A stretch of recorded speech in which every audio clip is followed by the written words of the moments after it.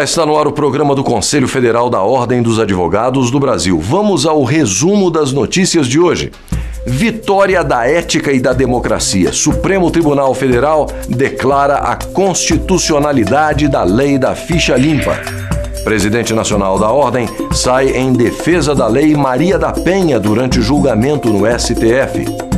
OAB participa da primeira sessão do ano do Conselho Nacional de Justiça. Definida a lista da advocacia para a vaga de desembargador no TRF da 2ª Região. E ainda, Conselho Federal da OAB homenageia centenário de nascimento do jurista Evandro Lins e Silva. Tudo isso e muito mais, a partir de agora, no programa OAB Nacional.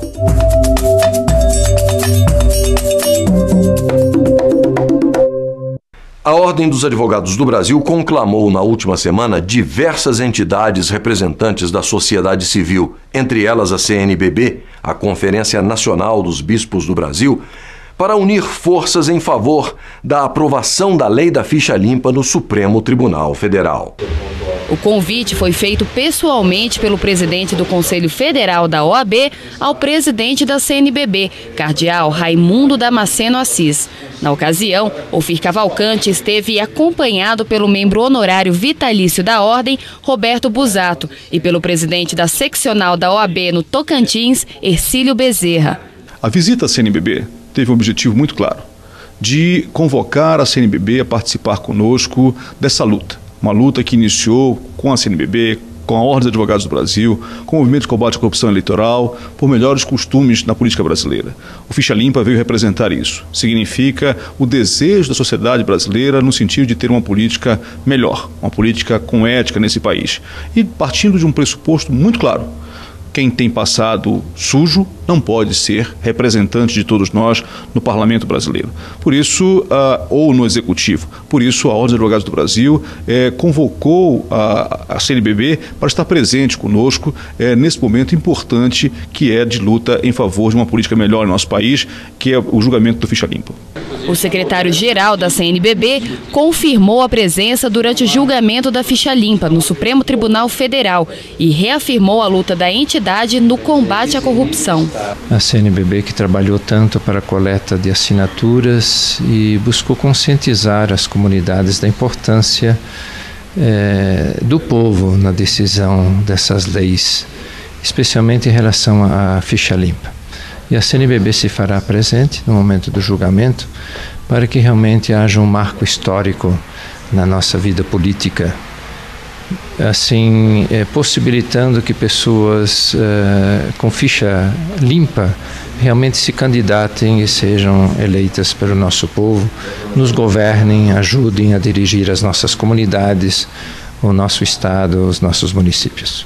E a mobilização da OAB e do povo brasileiro deu resultado. Por maioria de votos, os ministros do Supremo Tribunal Federal decidiram que a Lei da Ficha Limpa é constitucional e valerá a partir das eleições municipais deste ano. A decisão foi tomada com base na ação declaratória de constitucionalidade número 30, ajuizada pela Ordem dos Advogados do Brasil. Depois de uma votação acirrada, o Supremo Tribunal Federal decidiu por 7 votos a 4 declarar a constitucionalidade da Lei Complementar 135 de 2010, mais conhecida como a Lei da Ficha Limpa. A Ficha Limpa é constitucional. A sociedade brasileira sai mais forte do ponto de vista ético, do ponto de vista moral. A classe política sai mais fortalecida. A democracia encontra conteúdo social e ético na decisão do Supremo Tribunal Federal. Prevalece o princípio da probidade administrativa, o princípio da moralidade pública. Os partidos políticos vão ter que assumir o seu papel de escolher e escolher bem os seus candidatos, sob pena de terem as candidaturas indeferidas. Portanto, é uma vitória da democracia, é uma vitória da ética, é uma vitória do povo brasileiro, que disse para todo o Brasil como quer a sua política. A Lei da Ficha Limpa nasceu de um projeto de iniciativa popular que reuniu mais de 1 milhão de assinaturas em todo o país. Apesar de aprovada pelo Congresso Nacional em junho de 2010, ela não chegou a ser colocada em prática. Faltava o Supremo Tribunal Federal se pronunciar a respeito da constitucionalidade ou não da lei. O julgamento da ação ajuizada pela Ordem dos Advogados do Brasil teve início em novembro do ano passado. Na época, o presidente nacional da OAB ocupou a tribuna da Corte para defender a constitucionalidade da lei. O Constituinte, senhores ministros, subordinou de uma forma muito clara a faculdade ou o direito de nós, dos eleitores, de concorrer a cargos políticos. Mas, de certa forma, de uma forma muito clara, estabelecendo como uma base, como uma premissa, a finalidade do processo eleitoral. Concorrer, sim, mas desde que seja respeitado a finalidade do processo eleitoral. E qual é a finalidade do processo eleitoral? Composição de quadros públicos por cidadãos comprometidos com o interesse geral e bem-estar comum e que tenham conduta ética retilínea. Mas disse mais, a probidade administrativa que se quer buscar para que esses cidadãos possam exercer esse papel. Essa probidade administrativa, ela é o princípio norteador, é o princípio a fundamentar a relação do candidato ou a relação do político com a coisa pública, com o bem de todos nós. Depois de ter sido suspenso em razão de pedidos de vista por parte de ministros, o julgamento foi retomado pelo Supremo no último dia 15. Votaram a favor da constitucionalidade da Lei da Ficha Limpa os ministros Luiz Fux, Joaquim Barbosa, Rosa Weber, Carmen Lúcia, Aires Brito, Ricardo Lewandowski e Marco Aurélio.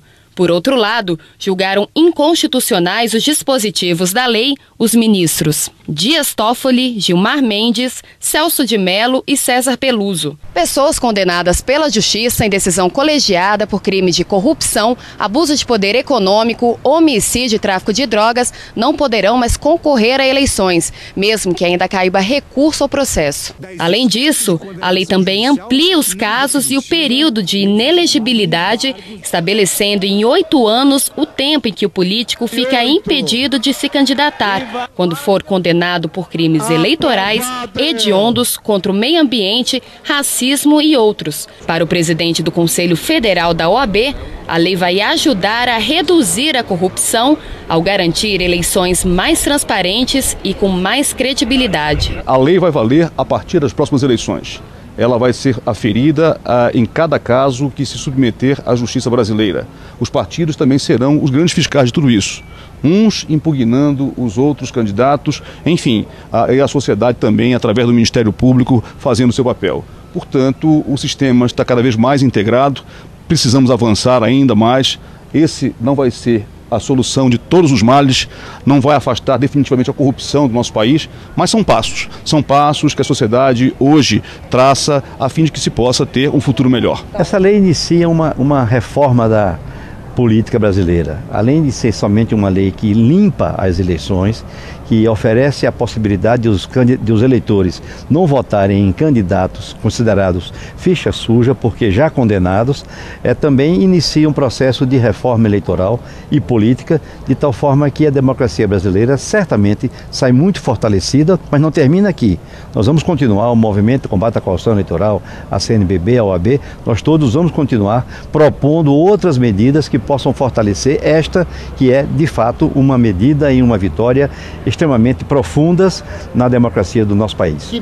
E você vê a seguir, presidente nacional da OAB sai em defesa da Lei Maria da Penha durante julgamento no STF. E veja também, CNJ acolhe pedido da OAB para que só juízes e não servidores possam distribuir petições.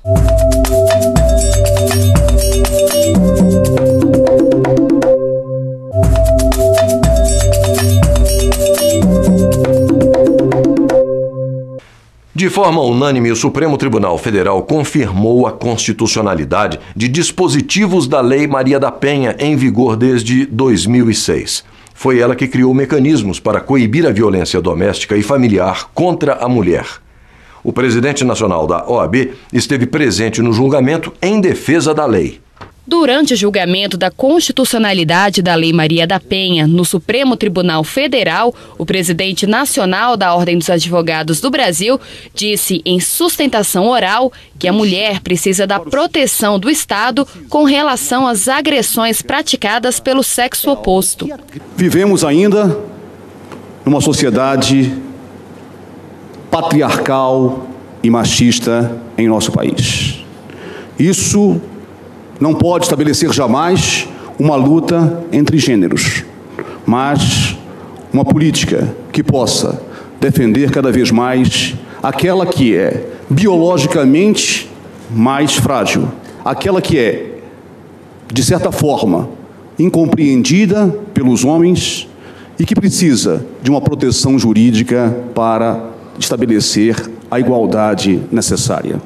É a lei estabelecendo aquilo que a realidade não estabelece, que é uma igualdade não meramente formal, mas uma igualdade material de acordo com a norma do artigo 5º, inciso 1º da Constituição da República, que diz que todos são iguais perante a lei. Ofir Cavalcante também citou dados estatísticos do Conselho Nacional de Justiça, que revelam a existência de uma espécie de guerra civil dentro dos lares. Até março de 2011, o Conselho Nacional de Justiça aponta em seus números que existem 331.796 processos distribuídos com base na Lei Maria da Penha. Desses, 110.998 foram sentenciados. 20.999 audiências foram realizadas. 9.715 mandados de prisões em flagrante foram emitidos e 1.577 prisões preventivas foram decretadas. Ainda dados que demonstram, e esses dados são mencionados pelo IBDFAN na sua manifestação, que 1 em cada 6 mulheres sofre violência. 80% das vítimas têm filhos em comum. 70% das mulheres que relatam a violência sofrida evidenciam continuar em risco de espancamento ou morte. Mais de 50% das mulheres agredidas registram conhecer pelo menos uma mulher já agredida pelo seu companheiro. E 30% das mulheres brasileiras sofrem todos os dias algum tipo de violência.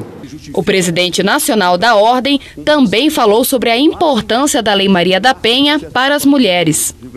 A violência da mulher ou contra a mulher, a violência doméstica, é um fato presente no dia a dia. E esse discrime que é ofertado para a defesa da mulher é justamente porque a realidade demonstra que o homem não precisa de uma lei que possa protegê-lo ou diminuir esse tipo de violência contra ele. Os dados mencionados pela AGU ainda há pouco mostram que apenas 7% dos homens sofrem algum tipo de agressão das mulheres.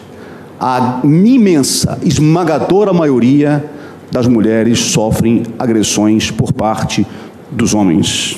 A própria Constituição da República, já de uma forma muito clara, ao falar da licença gestante, ao proteger a mulher na questão do mercado de trabalho e até mesmo ao estabelecer um período de tempo de serviço inferior ao do homem, já reconhece essa inferioridade biológica e essa necessidade de uma proteção jurídica à mulher.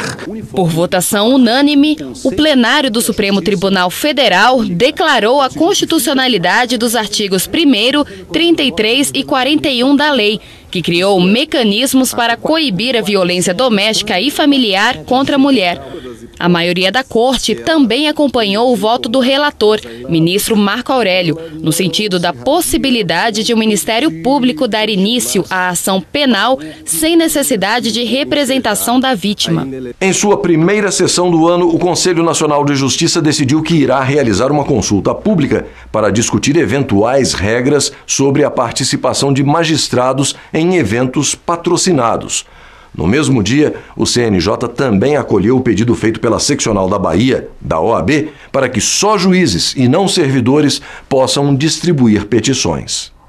O pedido de providências foi apresentado pela seccional da OAB Bahia. A solicitação foi para que o Tribunal de Justiça baiano não permitisse que a distribuição de petições ficasse a cargo dos servidores, mas apenas de juízes.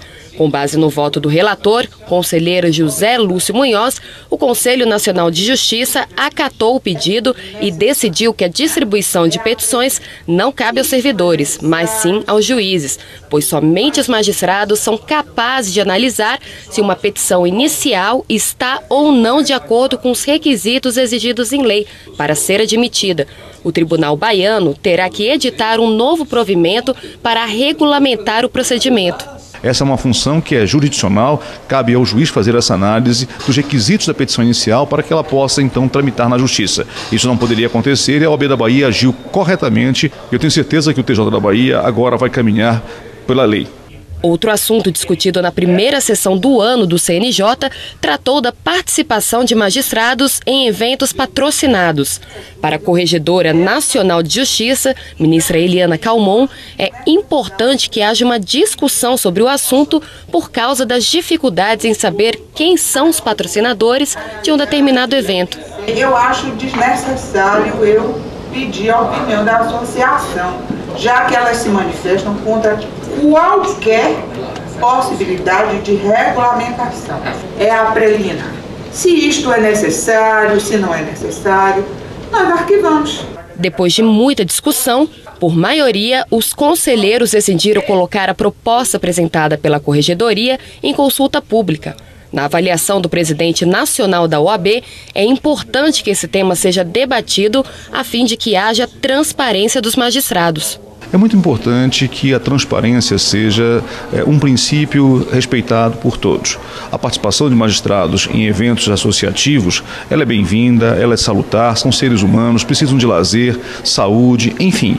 Entretanto, quando esses eventos são patrocinados por empresas que os magistrados vão analisar processos, é algo que precisa ter uma reflexão maior, porque talvez envolva, eu digo em tese, a questão ética dos magistrados. E, portanto, é necessário que haja uma discussão a respeito disso, até mesmo para proteger os magistrados. E é nesse sentido que a Ordem quer contribuir, que a Ordem vai participar dessa consulta pública que foi decidida pelo CNJ. Eu tenho certeza que vamos tirar, a partir daí, uma diretriz que vai beneficiar muito e fortalecer cada vez mais a magistratura do nosso país. E daqui a pouco, depois do intervalo, definidos os nomes que irão concorrer ao cargo de desembargador do TRF da 2ª Região. E ainda, Pleno da OAB discute temas relacionados à sociedade de advogados.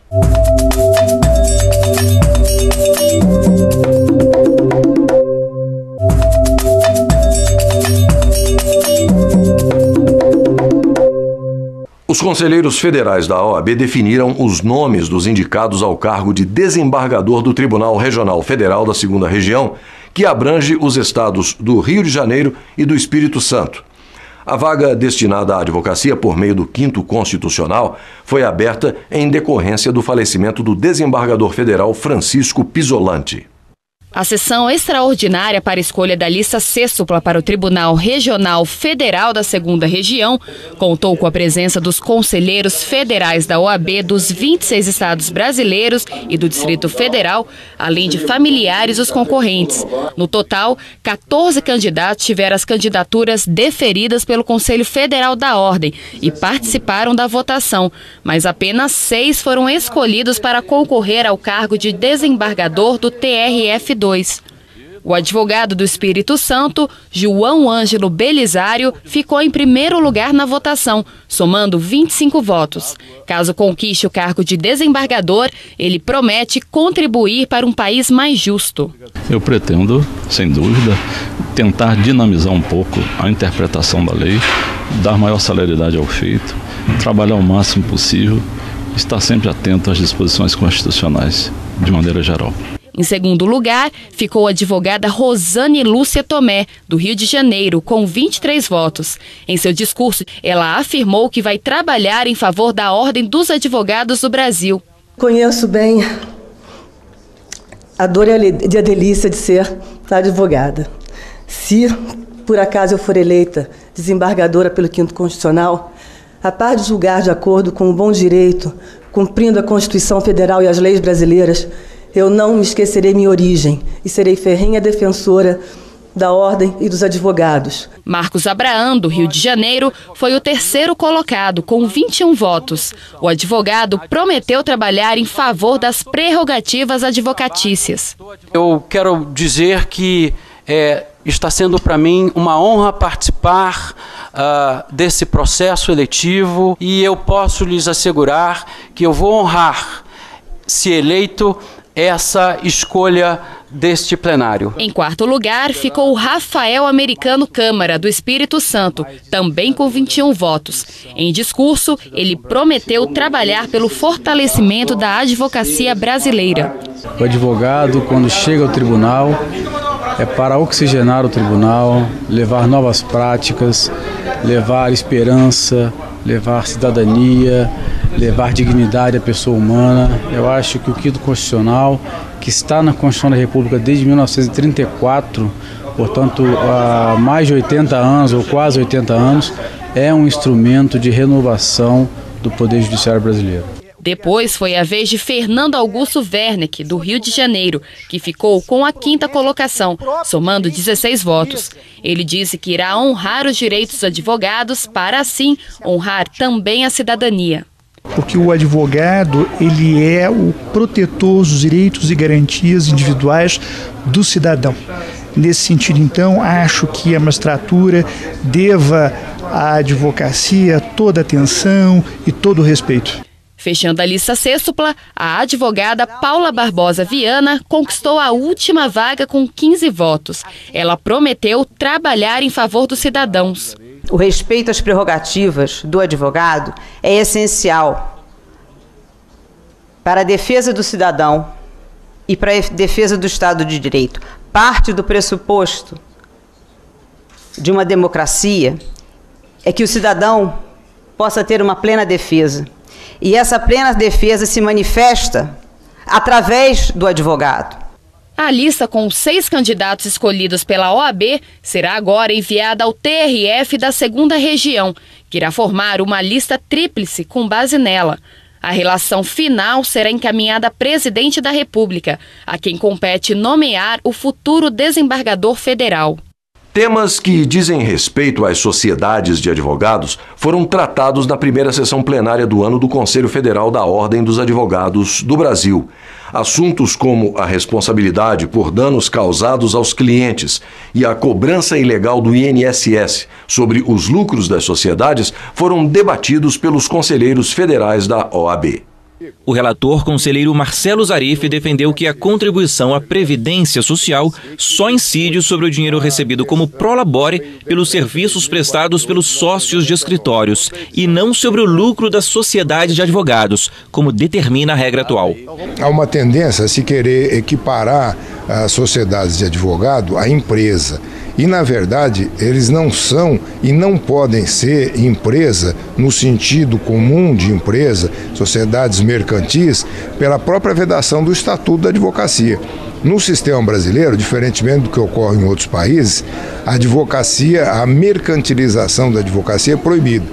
Há aspectos, por exemplo, nos Estados Unidos e na Inglaterra, em que escritórios de advocacia podem ter suas ações cotadas em bolsa, pode ter investidores em escritórios de advocacia. Isso é muito ruim porque cria uma mercantilização da advocacia, porque permite que um investidor, se achar que o escritório não está dando resultado, acabe mandando fechar o escritório. Então, isso aqui é vedado no nosso sistema. Só que é uma sociedade. Se é uma sociedade, essa sociedade tem características e personalidade distinta dos seus sócios, mas sem que isso chegue a constituir uma empresa. Então, a preocupação na discussão que se fez hoje de manhã era deixar isso muito claro para que o fisco não queira simplesmente equiparar, não, se é uma sociedade é uma empresa, e se é uma empresa tem que estar sujeita aos regimes jurídicos das empresas. E isso não corresponde a uma realidade. O voto do conselheiro relator define a cobrança como ilegal, entendimento que foi seguido por unanimidade pelo Conselho. A matéria é extremamente preocupante para os advogados. Digo isso porque, ainda como conselheiro seccional, na presidência do Dr. Agesan da Costa Pereira, a OAB Espírito Santo impetrou mandado de segurança coletivo contra esse decreto. E, infelizmente, nós tivemos uma decisão que não nos foi favorável na totalidade, mas ficou bem expresso que o fisco exige a distribuição, a apuração no trimestre. Caso não tenha apuração no trimestre, será considerado prolabore. Ou seja, se um escritório de advocacia efetivamente distribui 10 mil, 10 mil, 10 mil, 10 mil, mas não está tendo lucro e deixa esse lucro para apurar lá no final, no fechamento, o INSS, no caso a Receita Federal do Brasil hoje, vai tributar como prolabore e simplesmente ignorando todo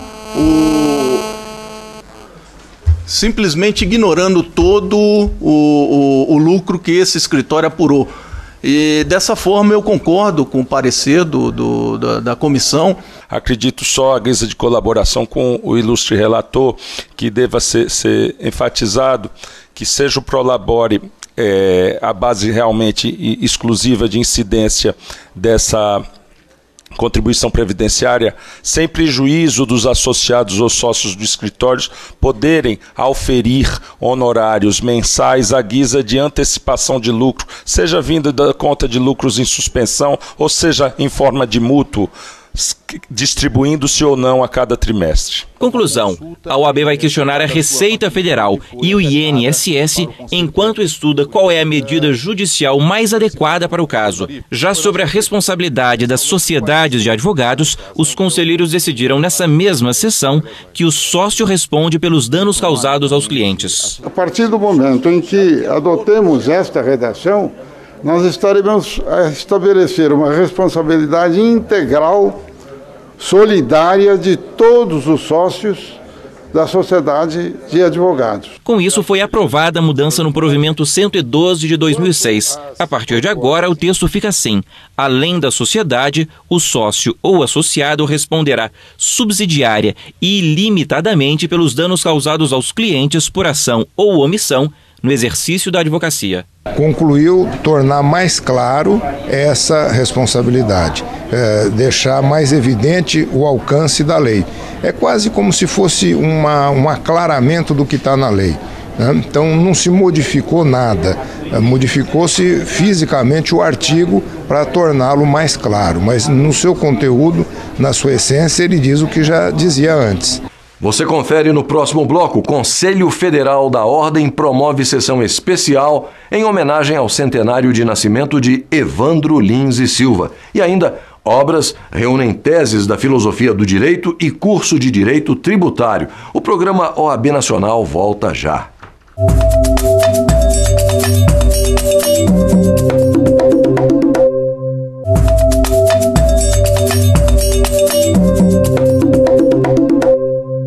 O Conselho Federal da OAB promoveu uma sessão especial em homenagem ao centenário de nascimento de Evandro Lins e Silva. Como advogado, ministro, jornalista, escritor e político, Evandro Lins e Silva teve seu nome inscrito na história do país pela luta em defesa dos direitos humanos e das liberdades. Personalidades renomadas do meio jurídico participaram da homenagem realizada pela Ordem dos Advogados do Brasil ao ilustre jurista brasileiro. O constitucionalista Fábio Conder Comparato falou primeiro das batalhas de um jovem advogado. Já na tarefa de convencer o julgador, o conciliare de Cícero, importa lembrar, como salientou Aristóteles em seu tratado de retórica, que a autoridade moral do orador ou advogado é o principal argumento em favor da justiça da causa por ele defendida. Ora, desde os primeiros anos de exercício da advocacia, Evandro Lins e Silva granjeou uma sólida reputação de integridade profissional, que lhe valeu em todas as ocasiões o respeito e a confiança dos juízes, togados ou leigos. Essa auctoritas, no original sentido romano do vocábulo, só aumentou no decorrer de sua atividade profissional. Com o auditório cheio e sob os olhares de políticos, diretores e conselheiros da OAB e ministros, entre eles o vice-presidente do Supremo Tribunal Federal, Comparato citou o jurista como um aliado do Tribunal do Júri. Eis porque Evandro foi um defensor constante do Tribunal do Júri, cuja função maior, como ele não cansou de sustentar, consiste em individualizar o fato criminoso, longe de qualquer abstracionismo técnico ou dogmático. Aliás, o processo perante o Tribunal Popular nunca é uma fria e descomprometida análise de fatos passados, mas uma autêntica reencenação de tragédias humanas. O crime imputado ao réu é, de certa forma, reencenado conjuntamente pelos jurados, pelos acusadores, pelos advogados e as testemunhas. Todos ocupam a cena para desempenhar sua parte no enredo. Sobrinho de Evandro Lins e Silva, Fábio Conder Comparato lembrou também a história do jurista. Convocado pelo presidente João Goulart, Evandro, após madura reflexão, acedeu em assumir a chefia da Procuradoria-Geral da República, onde teve ocasião de atuar como autêntico servidor do povo, de acordo com o preciso sentido etimológico dos vocábulos ministério e público. Ministro, no antigo português, é servidor, e públicos, pública, público, como se sabe, na linguagem dos jurisprudentes, é tudo aquilo que pertence ao povo romano.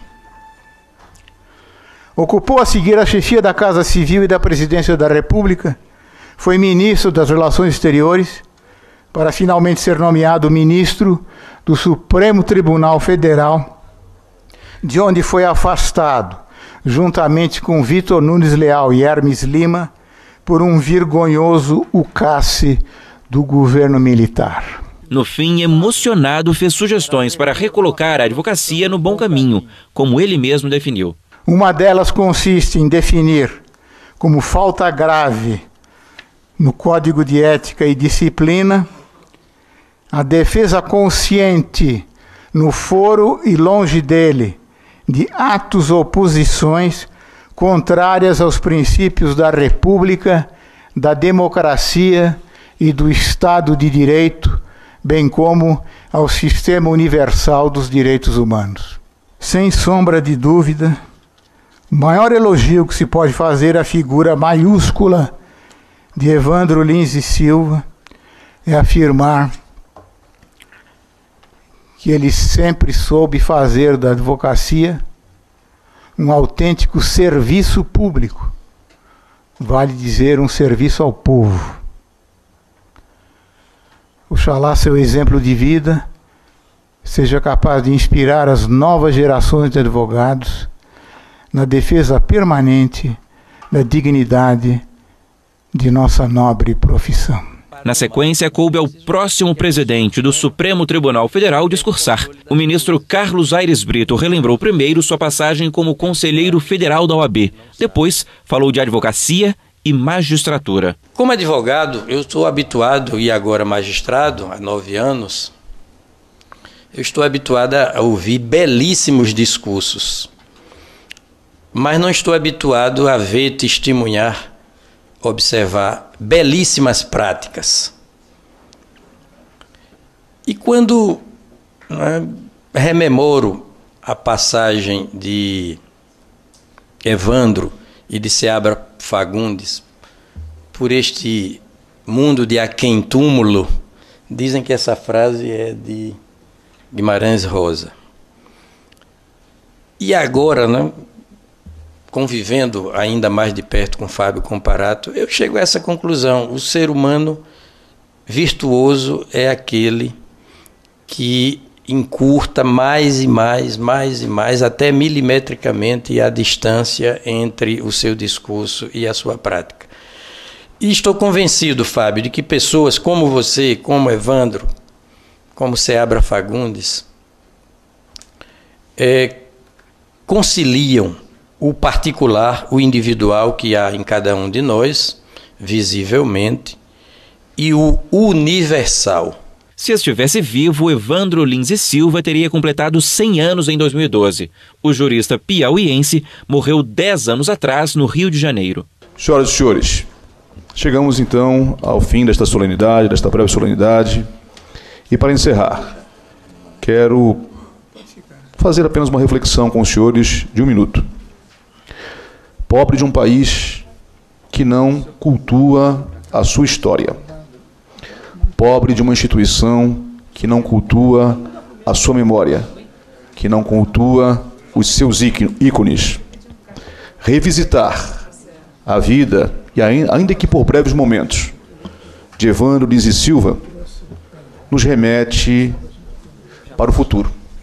Olhar o passado, a partir dele, aprender e apreender com um exemplo de vida, de retidão de caráter, de conduta ética, mas, sobretudo, de amor, de paixão à advocacia, nos inspira a continuar cada vez mais lutando pela dignidade da advocacia neste país. E no mesmo dia em que o Conselho Federal da Ordem homenageou o centenário de Evandro Lins e Silva, o Centro Cultural da OAB, que leva o nome do jurista, foi palco para o lançamento de 2 importantes obras para profissionais e estudantes de direito. O lançamento das obras Uma Teoria Retórica da Norma Jurídica e do Direito Subjetivo e Curso de Direito Tributário foi realizado no Centro Cultural Evandro Lins e Silva, na sede da OAB em Brasília. O presidente nacional da Ordem se encarregou da abertura do evento, destacando os autores dos livros. Fazemos o retorno, no início de 2012, para o Centro Cultural Evandro Lins e Silva, numa data significativa em que o Conselho Federal homenageou Evandro Lins e Silva, e para lançar essas 2 belas obras desses 2 grandes advogados, desses 2 grandes brasileiros que são Eduardo Belfort e João Maurício Deodato. A obra Uma Teoria Retórica da Norma Jurídica e do Direito Subjetivo reúne tese de filosofia do direito sem se reduzir a relatos descritivos do direito positivo nem de doutrinas alheias. O autor é o livre-docente em Filosofia do Direito pela USP, João Maurício Deodato. No primeiro capítulo do livro, já fica claro seu objetivo: desconstruir as próprias construções retóricas ao fazer da retórica um objeto de si mesmo. Esse livro foi pensado para ser uma tese de livre-docência que eu defendi na Universidade de São Paulo. Eu estava na Alemanha em 2009, que para fazer um livro desse você trabalhando não consegue. Eu estava numa viagem de estudos, fiquei 4 meses planejando o livro. E depois passei 2 anos, vamos dizer assim, enchendo os claros. Mas toda a pesquisa foi feita na Universidade de Heidelberg, a quem eu agradeço aí na dedicatória do livro, né? E ele é dirigido a juristas, né? Não é ao público leigo de uma maneira geral, mas também não é um livro para filósofos profissionais. O que eu tentei fazer foi essa ponte entre a filosofia e o direito, porque os advogados, os juízes, os promotores ficaram muito distantes do pensamento mais aprofundado, das questões éticas, né? Sobretudo no Brasil. Isso é culpa da educação jurídica, muito voltada para a dogmática. E hoje eu acredito que há as vendagens dos livros de filosofia mostram que há uma demanda grande por esse tipo de estudo, que não é filosófico apenas, é jurídico, porém voltado para a filosofia. Já o livro Curso de Direito Tributário prepara para o enfrentamento seguro das grandes questões clássicas e novas que conferem cientificidade ao ordenamento jurídico tributário. As experiências foram vivenciadas pelo autor, o docente advogado Eduardo Belfort. A obra é de grande utilidade ao estudante de direito, bem como ao profissional da área jurídica. Ele se volta para os profissionais que já atuam na prática da advocacia e também é um livro que pode ser útil para os estudantes que almejam aprovação em concursos públicos, uma vez que ele de alguma maneira traduz os editais dos principais concursos públicos no âmbito tributário, também foca a parte introdutória das noções gerais de direito tributário, com todo o acervo epistemológico, teórico que trata, que é próprio dessa parte, e além disso também houve uma preocupação com aprofundamento no tocante ao sistema tributário nacional, que é a parte do direito tributário que está na Constituição, e das normas gerais de direito tributário, que é o direito tributário que está essencialmente no Código Tributário Nacional. E houve uma preocupação também, daí eu acho que essa é uma das, se há uma virtude no livro, acho que essa é uma delas, houve uma preocupação também com trazer a jurisprudência mais atualizada dos tribunais superiores, sobretudo, naturalmente, Supremo Tribunal Federal e Superior Tribunal de Justiça sobre a matéria. E nós encerramos aqui o programa OAB Nacional de hoje, mas na semana que vem nós estaremos de volta com mais notícias de interesse da advocacia e da cidadania brasileiras. Até o nosso próximo encontro.